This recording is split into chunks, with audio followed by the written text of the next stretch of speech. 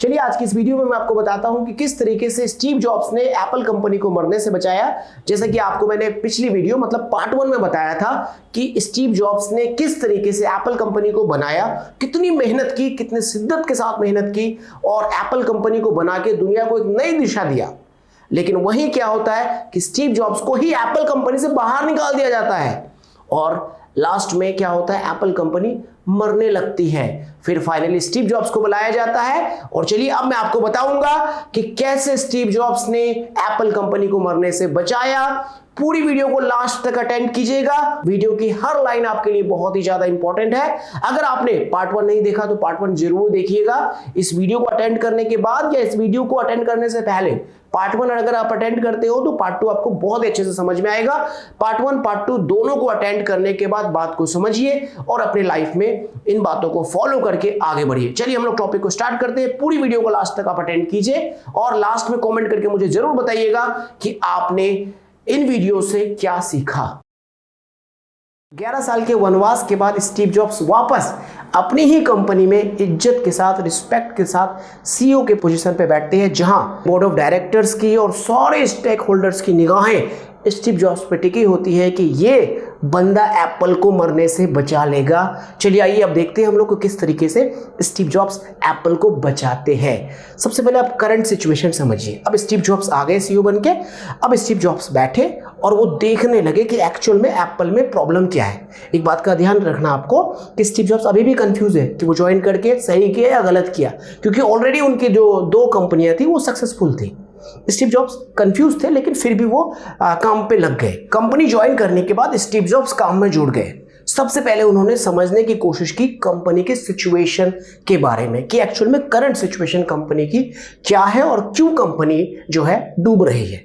तो Steve jobs ने 2 सबसे बड़ी गलतियों का पता लगाया। पहला, नंबर ऑफ प्रोडक्ट्स बहुत ज्यादा थे और जितने भी प्रोडक्ट्स थे वो सारे एक दूसरे से मिलते जुलते थे और सबके नाम में कंफ्यूजन था। उस समय एप्पल जो था वो 4 तरह के कंप्यूटर बना रहा था, ठीक है, जैसे कि क्वाड्रा, पावर मैक, परफॉर्मा और पावर बुक। ये 4 तरह के कंप्यूटर्स वो बना रहे थे, ठीक है। अब एक तरह के कंप्यूटर के 12 मॉडल्स थे, जैसे कि परफॉर्मा, ठीक है, परफॉर्मा ले लीजिए, मैकिंटोश परफॉर्मा।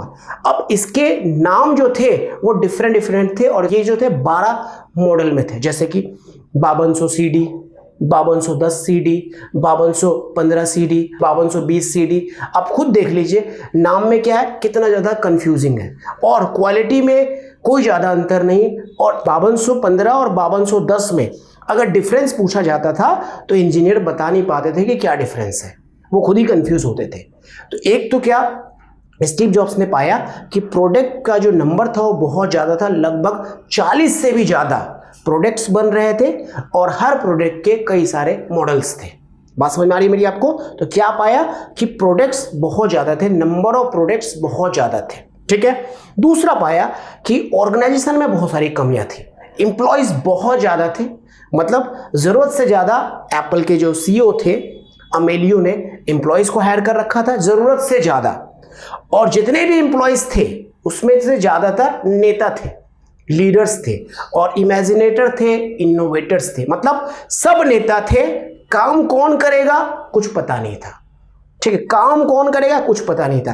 तो 2 बड़ी मिस्टेक्स का स्टीव जॉब्स ने पता लगाया। सबसे पहला क्या देखा उन्होंने कि नंबर ऑफ प्रोडक्ट्स बहुत ज्यादा है। जिस समय स्टीव जॉब्स ने ज्वाइन किया तो देखा गया कि 40 से भी ज्यादा प्रोडक्ट्स उस समय थे और हर प्रोडक्ट के 12-12 मॉडल्स थे, ठीक है, और एक प्रोडक्ट दूसरे प्रोडक्ट में कोई ज्यादा डिफरेंस नहीं बता पा रहा था, ठीक है। और दूसरा, ऑर्गेनाइजेशनल स्ट्रक्चर जो है बिगड़ा हुआ था, नंबर ऑफ एम्प्लॉयज बहुत ज्यादा थे और ज्यादातर नेता थे, काम करने वाले लोगों की तादाद बहुत कम थी। स्टीव जॉब्स ने इन दोनों प्रॉब्लम को बहुत ही अच्छी तरीके से समझा। अब स्टीव जॉब्स को बात समझ में आ गई कि कंपनी क्यों डूब रही है और इसको कैसे संभाला जाए। इसके लिए स्टीव जॉब्स ने ओपन इंटरव्यू ऑर्गेनाइज किया। सारे टीम के लीडर्स को बुलाते थे और उनसे खुलकर बातें करते थे, रिलैक्स्ड होकर, बैलेंस्ड होकर।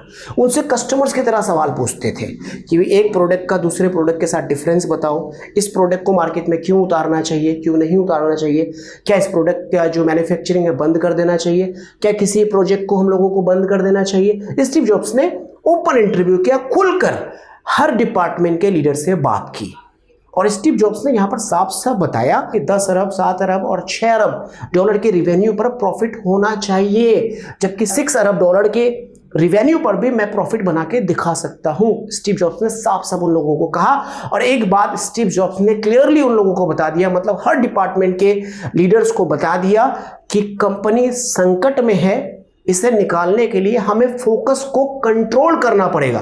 फिर से समझिए मेरी बात को, कंपनी खतरे में है, कंपनी डेंजर जोन में है, कंपनी को अगर हमें बचाना है तो हमें फोकस को कंट्रोल करना पड़ेगा, हमें लिमिटेड प्रोडक्ट बनाने पड़ेंगे और खर्चे को कम करना पड़ेगा। ये स्टीव जॉब्स ने साफ साफ सारी टीम को कह दिया, चाहे एचआर की टीम हो, फाइनेंस की टीम हो, सेल्स की टीम हो या प्रोडक्ट डेवलपमेंट टीम हो, सबको स्टीव जॉब्स ने क्लियरली बता दिया फोकस कंट्रोल करना है, मतलब लिमिटेड प्रोडक्ट बनाना है और खर्चे को कम करना है। ठीक है, अब स्टीव जॉब्स ने 1 बाय 1 करके 10 एक्शंस लिए थे जो मैं आपको समझाने की कोशिश कर रहा हूं। ध्यान से सुनिए और समझिए, फिर मैं आपको बताऊंगा कि हम इनके एक्शन से कौन कौन सी बातें सीख सकते हैं। सबसे पहला काम स्टीव जॉब्स ने किया, नंबर ऑफ प्रोडक्ट्स घटा दिया। 40 प्रोडक्ट्स बन रहे थे, 40 प्रोडक्ट्स को घटाकर उन्होंने 40 को 4 में कन्वर्ट कर दिया, मतलब 40 को उन्होंने 4 में कन्वर्ट कर दिया। साफ साफ उन्होंने लिख दिया, साफ साफ कह दिया कि हम कोई और प्रोजेक्ट्स पे काम नहीं करेंगे, कोई और प्रोडक्ट्स पे काम नहीं करेंगे, केवल 4 प्रोडक्ट्स बनाएंगे कंज्यूमर्स और प्रोफेशनल्स के लिए, डेस्कटॉप एंड लैपटॉप्स। सबसे पहला काम स्टीव जॉब्स ने क्या किया, नंबर ऑफ प्रोडक्ट्स घटा दिए और दूसरा काम 300 से भी ज्यादा प्रोजेक्ट्स बंद करवा दिए। अब इससे बहुत सारे लोगों की नौकरी गई, लेकिन ये वक्त की डिमांड थी, स्टीव जॉब्स ने किया। ठीक है, तीसरा काम स्टीव जॉब्स ने क्या किया, सारे ओल्ड एम्प्लॉयज को हटा दिया, मतलब सारे जो ओल्ड ऑफिसर्स थे सबको हटा दिया। स्टीव जॉब्स ने अपने विश्वासी लोगों की टीम बनाया और उसके साथ में काम पर जुट गए। नंबर 4, स्टीव जॉब्स ने कहा नो कंपटीशन। फिर से समझो मेरी बात को, स्टीव जॉब्स ने क्या कहा, नो कंपटीशन, हम कंपटीशन में नहीं उतरेंगे, हम अलग अपनी एक दुनिया बनाएंगे। स्टीव जॉब्स ने एग्जाम्पल देकर बताया कि हमें क्यों नहीं कंपटीशन में शामिल होना चाहिए। उन्होंने बताया कि डेल कंप्यूटर बनाता है, $500 का कंप्यूटर बेचता है, एक कंप्यूटर में उसे 6.5% की कमाई होती है। ठीक है, मतलब रिवेन्यू में 6.5% क्या होता है, उसका प्रॉफिट होता है। ओके, वहीं एप्पल 3000 में कंप्यूटर बेचेगा, लिमिटेड लोगों को बेचेगा और 25% प्रॉफिट कमाएगा। इसलिए एप्पल ने क्या बोला, no competition, create separate market. तो आज आपको पता है लगभग 28% जो मोबाइल के यूजर्स है वह एप्पल के हैं और दुनिया में कंप्यूटर बनाने वाले कंपनी की गिनती में एप्पल का स्थान 4th रैंक पर है। नंबर 5, दुश्मनी को भुलाया और सहयोग लिया। बिल गेट्स मतलब माइक्रोसॉफ्ट के साथ एप्पल की दुश्मनी चल रही थी। याद कीजिए, विंडोज 95 जब माइक्रोसॉफ्ट ने लॉन्च किया था तो वो मैक की कॉपी थी। ठीक है, इसलिए एप्पल ने उस पर केस कर दिया था। तो स्टीव जॉब्स ने क्या किया, दुश्मनी को भुलाकर बिल गेट्स से मिला और उसे बोला कि हम केस हटा लेंगे, आप हमारी कंपनी में इन्वेस्टमेंट करो। लगभग $15 करोड़ उसने बिल गेट्स को राजी कर लिया इन्वेस्ट करने के लिए अपनी कंपनी में। ठीक है, और बिल गेट्स को राजी भी कर लिया कि आप हमारे लिए ऑफिस का सॉफ्टवेयर आप हमारे लिए बनाइए। इससे क्या हुआ, एक पॉजिटिव चेंजेस देखने को मिला। एप्पल का शेयर्स का जो भाव है, जो दाम था, वो ऊपर उठ गया। क्यों, क्योंकि बिल गेट्स क्या हुआ, उस कंपनी में शामिल हो गया और बिल गेट्स ने पब्लिकली कहा कि मैं एप्पल को सपोर्ट कर रहा हूं, मैं एप्पल के साथ खड़ा हूं। स्टीव जॉब्स ने यहाँ क्या किया, माइक्रोसॉफ्ट से हाथ मिलाया, 15 करोड़ का इन्वेस्टमेंट लिया और पब्लिकली सपोर्ट करने की बात मीडिया में फैलवाया और ऑफिस सॉफ्टवेयर बनाने के लिए राजी कर लिया। अब सोचिए यहाँ पर क्या किया उन्होंने, कितना बढ़िया काम किया। कभी ये दुश्मनी नहीं करना, हमको सहयोग लेना है, अगर जरूरत पड़े तो सहयोग किसी से भी लेना पड़े हम लेंगे। ठीक है, स्ट्रैटेजी नंबर 6, न्यू ब्रांड बनाने की तुलना में स्टीव जॉब्स ने एप्पल के ब्रांड को ही क्या किया, रिबर्थ किया, मतलब उसी को वापस जीवित किया। कैसे, तो स्टीव जॉब्स ने पता लगा लिया कि एप्पल के बारे में मार्केट में जो कंज्यूमर्स है वो क्या सोचते हैं, कैसा सोचते हैं, एप्पल के प्रोडक्ट्स के प्रति वो कितना ज़्यादा लॉयल है। तो पता लगाया 2.5 करोड़ से भी ज़्यादा कंज्यूमर्स एप्पल के प्रोडक्ट्स के प्रति लॉयल थे। तो आप सोचो जरा, स्टीव जॉब्स के माइंड में ये बात क्लिक कर गई कि भैया 2.5 करोड़ मेरे अभी ऑलरेडी ग्राहक है, अगर मैंने न्यू वर्जन बना दिया तो मुझे नई मार्केट में तो जाने की जरूरत ही नहीं है। तो स्टीव्स ने कहा कि एप्पल को हम एक वैल्यूएबल ब्रांड बनाएंगे और बेहतर ब्रांड बनाएंगे वैल्यू डालकर, और एप्पल को एप्पल ही हम रहने देंगे। तो इस तरीके से स्टीव जॉब्स ने क्या किया, एप्पल को जीवित रखा, एप्पल के ब्रांड को जीवित रखा और उसे रीबर्थ दिया, और एप्पल को उन्होंने बताया कि ये दुनिया के बेहतरीन ब्रांडों में से एक है। ठीक उसी तरीके से जैसे BMW हो गया, लिवाइस हो गया, नाइकी हो गया, इसी तरीके से एप्पल भी एक वैल्यूएबल ब्रांड है जो डिफरेंट लोगों के लिए प्रोडक्ट बनाएगा, जो डिफरेंट सोचता है, इस दुनिया से हटकर सोचता है, दुनिया को बदलने के लिए जो काम करता है, एप्पल उन्हीं लोगों के लिए प्रोडक्ट बनाएगा। ठीक है। स्ट्रैटेजी नंबर 7, एप्पल ने डिफरेंट तरह का एडवर्टाइज चलाया। उन्होंने बोला कि एडवर्टाइज को नॉर्मल नहीं रखना है, एडवर्टाइज को इस तरीके से बनाओ कि दुनिया को लगे, कंज्यूमर्स को लगे कि एप्पल डिफरेंट सोचने वाले लोगों के लिए है। इसलिए एप्पल ने ऐड चलाया थिंक डिफरेंट के नाम से। मतलब एप्पल उन लोगों के लिए प्रोडक्ट बनाएगा जो डिफरेंट सोचता है, जो दुनिया से हटकर सोचता है, जो भीड़ से अलग होकर काम करता है। तो एप्पल ने इस तरीके का कैंपेन चलाया और एप्पल के प्रति जो एक हायर क्लास थे वो अट्रैक्ट होना स्टार्ट हो गए। ठीक है। स्ट्रैटेजी नंबर 8, एप्पल ने मोल भाव की रणनीति अपनाई, बार्गेनिंग की रणनीति अपनाई। उन्होंने मोटरोला और IBM को आपस में भिड़ा दिया, दोनों से चिप्स खरीदता था वो। एप्पल जो है दोनों से चिप्स खरीदता था, मोटरोला और IBM दोनों को लड़वा दिया, मतलब भिड़ा दिया, और दोनों से ही रेट कम करवा लिया और दोनों से ही चिप्स खरीदना जारी रखा। IBM को वो बोलता था कि मोटरोला मुझे सस्ते दाम में दे रहा है, और मोटरोला को बोलता था कि IBM मुझे सस्ते दाम में दे रहा है। ऐसे करके दोनों से ही उन्होंने रेट कम करवा के दोनों से ही सस्ते दाम में चिप्स की खरीदारी स्टार्ट कर दी और दोनों को ही अपना सप्लायर बनाए रखा। स्ट्रेटेजी नंबर 9, स्टीव जॉब्स ने मैक के क्लोन वर्जन को खत्म कर दिया। क्लोन का मतलब होता है डुप्लीकेट वर्जन जो बनता था, हल्की क्वालिटी का वर्जन जो बनता था, उसको खत्म कर दिया। इससे डुप्लीकेसी की जो प्रॉब्लम थी वो मार्केट से खत्म हो गई। ठीक है। स्ट्रैटेजी नंबर 10, स्टीव जॉब्स ने जब प्रोजेक्ट्स को खत्म कराया तो उसमें डेप्रिसिएशन लगना बंद हो गया। तो डेप्रिसिएशन लगना जब बंद हुआ तो प्रॉफिट क्या हुआ, प्रॉफिट बढ़ने लग गया। फाइनली एप्पल सर्वाइव्ड हो गया। इसलिए कहा जाता है ना, पेरेंट्स सब कुछ जानता है। एप्पल का पेरेंट्स कौन था, स्टीव जॉब्स। उसे सब पता था कैसे कंपनी खड़ी होगी और कंपनी में किस तरीके से काम किया जाता है। अब जरा आप सोचिए ना, स्टीव जॉब्स से जो पहले CEO था वो क्या करता था, साजो सज्जा में दिमाग लगाता था, चकाचौंध में दिमाग लगाता था। स्टीव जॉब्स ने अपने लिए ऑफिस इस तरीके से बनाया था जहां पर कुछ भी उन्होंने खर्च नहीं किया था, ओपन ऑफिस रखा था अपना। क्यों भैया, उसको पता है कि एप्पल उसका बेटा है और अपने बेटे को पेरेंट्स कैसे पालता है वो स्टीव जॉब्स ने दिखाया, उसे कैसे बड़ा करता है स्टीव जॉब्स ने फाइनली दिखाया। अब जो है एप्पल सर्वाइव्ड हो गया। करंट अभी जो एप्पल का सिचुएशन है वो ये है कि एप्पल का फोकस प्रोडक्ट अभी क्या है, मोबाइल और कंप्यूटर। बाकी वो दूसरे भी प्रोडक्ट्स बनाता है लेकिन उसका जो फोकस प्रोडक्ट है वो मोबाइल और कंप्यूटर है। और हर साल आप देखते हो नया नया मोबाइल का वर्जन आता रहता है, अपग्रेडेड वर्जन आता रहता है मार्केट में। एप्पल जो है दुनिया के मोबाइल यूजर्स का 28% शेयर्स लेता है, मतलब मार्केट शेयर्स में एप्पल की हिस्सेदारी 28% है मोबाइल के मामले में। और कंप्यूटर यूजर्स के मामले में एप्पल का स्थान चौथे नंबर पे है। एप्पल का जो रिवेन्यू है वो लगभग $390 बिलियन 2023 के डाटा के हिसाब से है। अगर एप्पल एक देश होता तो दुनिया के 41वां सबसे बड़ा देश में इसकी गिनती होती। कई देशों की GDP से भी ज्यादा जो रिवेन्यू है वो एप्पल का 1 ईयर का है। ठीक है। अब देखिए एप्पल ने क्या कहा, थिंक डिफरेंट, और ये उन्होंने थिंक डिफरेंट वाला एटीट्यूड बना दिया। एक बार एप्पल का मोबाइल किसी ने ले लिया तो वो एंड्रॉयड में नहीं शिफ्ट होगा। एक बार एप्पल का कंप्यूटर किसी ने चला लिया मैक, वो दूसरे कंप्यूटर में सेटिस्फाई नहीं होगा। बात समझ, सेटिस्फाई नहीं होगा। एप्पल के शोरूम में अगर कोई चले जाए उसको वहां से निकलने का मन नहीं करेगा।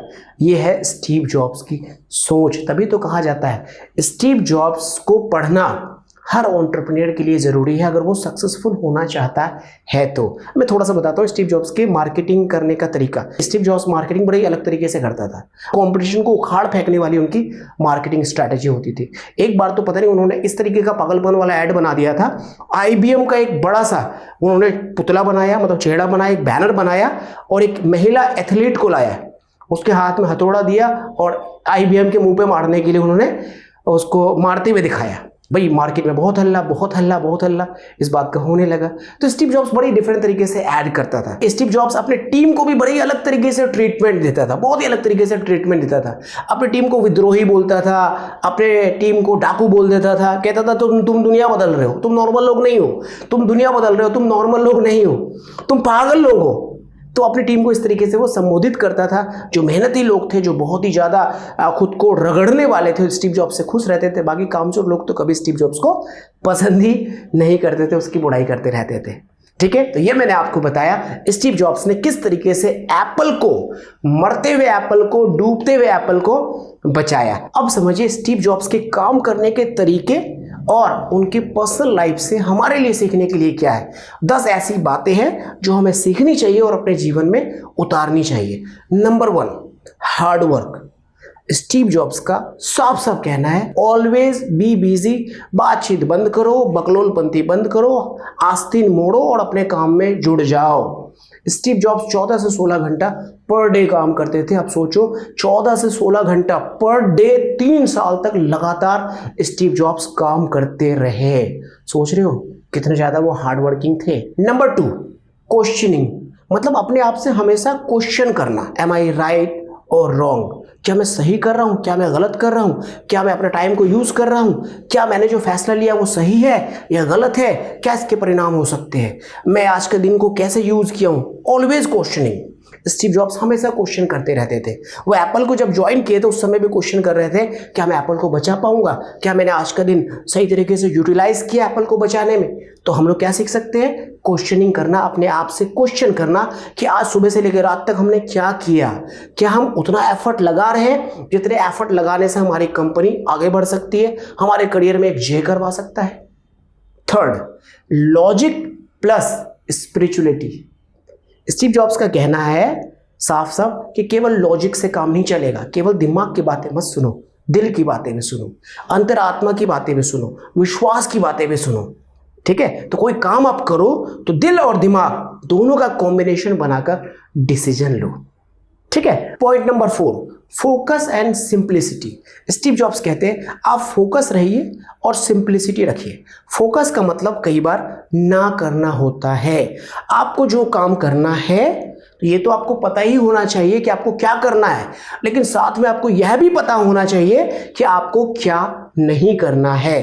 तो आप देखिए स्टीव जॉब्स के काम करने के तरीके में ये बात आपको साफ साफ झलक रही है कि उन्होंने 40 प्रोडक्ट से 4 प्रोडक्ट्स बनाना स्टार्ट किया, मतलब प्रोडक्ट्स को घटा दिया, प्रोडक्ट्स के नंबर को उन्होंने घटा दिया। ठीक है, तो उसको पता था कितने प्रोडक्ट्स बनाने हैं और उनको यह भी पता था कि कितने प्रोडक्ट्स नहीं बनाने हैं। और काम में क्या था उसका, सिंप्लिसिटी। काम में कोई ज्यादा उलझन नहीं, कोई ज्यादा तड़क भड़क नहीं। काबिल लोगों को हायर करते थे और उनसे काम करवाते थे, उनकी रिस्पॉन्सिबिलिटी को क्लियर कर देते थे। इसलिए हम लोग यहाँ पर सीख सकते हैं क्या कि हमें अपने काम के प्रति फोकस रहना चाहिए और अपने काम को सिंपल तरीके से करना चाहिए, कोई ज्यादा तड़क भड़क नहीं। काम के लोगों के साथ काम करना ज़्यादा बेहतर रहता है। एक बार की बात है, जब कंप्यूटर बन रहा था तो स्टीव जॉब्स को किसी ने सलाह दिया कि फ्लॉपी डिस्क लगा दो। आपने देखा होगा कि अक्सर लैपटॉप में और कंप्यूटर में क्या होता है, डेस्कटॉप वाला जो CPU होता है उसमें एक फ्लॉपी डिस्क का ऑप्शन होता है जिसमें आप CD लगाते हो बाहर से। स्टीव जॉब्स ने उस समय साफ साफ मना कर दिया कि फ्लॉपी लगाने की कोई ज़रूरत नहीं है, काम करते वक्त इंटरनेट से डाउनलोड करके लोग अपने सॉफ्टवेयर्स को एप्पल के मोबाइल पर रख सकता है। इस डिसीजन का बहुत सारे लोगों ने विरोध किया था, बहुत सारे लोगों ने समर्थन किया था, लेकिन बाद में देखो ये डिसीजन सक्सेसफुल हुआ था। ठीक है, क्योंकि स्टीव जॉब्स का साफ कहना था जो प्रोडक्ट बना रहा हूँ सिंपल होना चाहिए, बहुत ही सिंपल होना चाहिए, ज़्यादा उलझा हुआ बिल्कुल नहीं होना चाहिए। इसलिए आप देखोगे कि एप्पल का जो डिज़ाइन होता है वो बहुत ही सिंपल होता है, चाहे मोबाइल का हो, मोबाइल की बॉक्स का हो, या थैले का हो, या शोरूम का हो, आप देखोगे बहुत ही ज़्यादा सिंपल होता है। ठीक है, पॉइंट नंबर 5, डेलीगेशन, मतलब काम आप दूसरों से करवाइए, आप उसी काम को कीजिए जिस काम को बहुत बेहतर कर सकते हो। अदरवाइज जो भी काम आपके हैं वो किसी और से करवाइए, वहां संकोच मत कीजिए, आप वहां संकोच मत कीजिए, सारे काम आप नहीं कर सकते हो। ठीक है, सारे काम आप नहीं कर सकते, इसलिए आप केवल उसी काम को कीजिए जिस काम को करने में आप सक्षम हो, जिस काम को करने में आप एक्सपर्ट हो। ठीक है, फैसले ले, कठिन फैसले ले, कठिन फैसले। अब देखिए कठिन फैसले लेते समय क्या होता है, बंदे लोग इमोशनल हो जाते हैं, तो कठिन फैसले ले, सूचनाओं के आधार पर फैसले ले, फैसले लेने से ना भागे। अब देखिए स्टीव जॉब्स ने कैसे कैसे फैसले लिए। उन्होंने 40 प्रोडक्ट से 4 प्रोडक्ट्स कर दिया, सीईओ तक को हटा दिया, सारे ऑफिसर्स को बदल दिए, 300 प्रोजेक्ट्स बंद करवा दिया। ठीक है, इमोशनल तो वो भी थे ना, इंसान तो वो भी थे, लेकिन उन्होंने अपने इमोशंस को संभाला और कठिन फैसले लिया। इसलिए कठिन फैसले से हमें नहीं भागना चाहिए। ठीक है, पॉइंट नंबर 7, दृढ़ बने रहे। मतलब जो भी आपने फैसला लिया है उसमें मजबूती से कायम रहे। भले ही आप फैसले लेने में लेट कर दीजिए, थोड़ा टाइम लगाइए, लेकिन एक बार आपने फैसला ले लिया तो फिर आपको कोई हिला ना पाए। स्टीव जॉब्स ऐसे ही करते थे, जब एक बार फैसला ले लेते थे तो फिर उसको कोई हिला नहीं पाते थे। ठीक है, ठीक है, उसी तरीके से मूवी देखे ना, वांटेड, कहता है एक बार जो मैंने कमिटमेंट कर ली फिर मैं खुद की भी नहीं सुनता। ऐसे स्टीव जॉब्स थे। ठीक है, सलमान खान तो डायलॉग बोला, स्टीव जॉब्स रियली में ऐसे थे। ठीक है, पॉइंट नंबर 8, दूसरों की मदद ले। जरूरत पड़ने पे आप दूसरों की मदद लीजिए, शर्माइए मत, दूसरों की मदद लीजिए। स्टीव जॉब्स को जरूरत हुई, बिल गेट्स के पास चले गए वो कि बिल्लू भैया आ जाओ, हमारी कंपनी को संभाल लो, इन्वेस्टमेंट कर दो, पुरानी जो बातें थी, गिले शिकवे थे, सबको खत्म करते हैं। तो उन्होंने मदद ली, आप भी मदद लीजिए, हम भी मदद ले सकते हैं जरूरत पड़ने पर। शर्माना नहीं है यार, बंदे से हम कैसे मदद ले, ना ना ना, ये सब काम नहीं करना।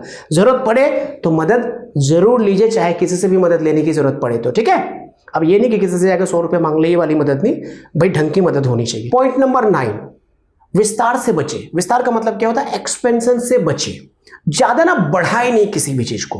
आप जो भी काम कर रहे हो पहले ढंग से उसको करो, धीरे धीरे धीरे करके उसको बढ़ाए। एकदम से काम को बड़ा नहीं करना चाहिए, धीरे धीरे धीरे धीरे करके उसको बड़ा करे, एक बार में एक ही काम करे। तो स्टीव जॉब्स का कहना है कि एकदम से आप बढ़ाइए मत।